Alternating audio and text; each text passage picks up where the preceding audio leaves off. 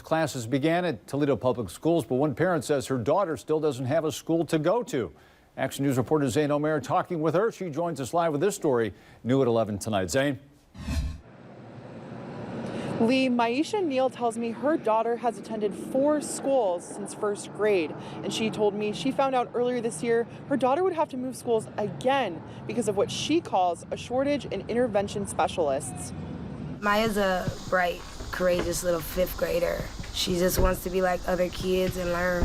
A 5th grader whose mother says doesn't have a school. For the past 2 years, Maisha Neal's daughter Demaya has attended the Old West End Academy. But last April, Neal was told she'd have to find a new school because they couldn't accommodate her individualized education plan. She's basically been chasing an IEP for the last 5 years. Neal says she had the choice to send Demaya to 2 schools. One of them was Ella P. Stewart Elementary. I did not want to put her back in Rosa Parks.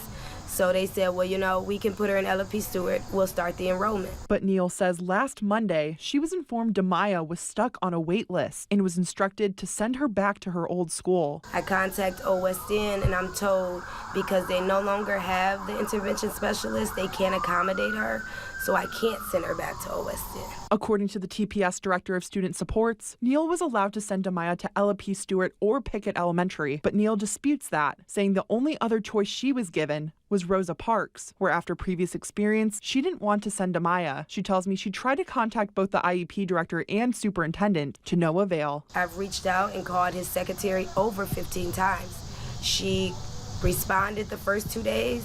Once she noticed that no one was emailing her back and returning her phone calls, she just stopped answering my phone calls. So this is all going on deaf ears. And the longer Demaya goes without a school, the more her mother says she's falling behind. It feels like the light is draining out of my child's eyes. And that's not right. And I'm not. And I'm her biggest advocate, and I will advocate for my daughter. Neal tells me she's considered taking Demaya off of her IEP due to the hassle from this situation. But if that were the case, Neal says her daughter would most likely have to be placed back in 4th grade because she'd lose her accommodations. Lee? Zane Omer reporting live tonight. Now we turn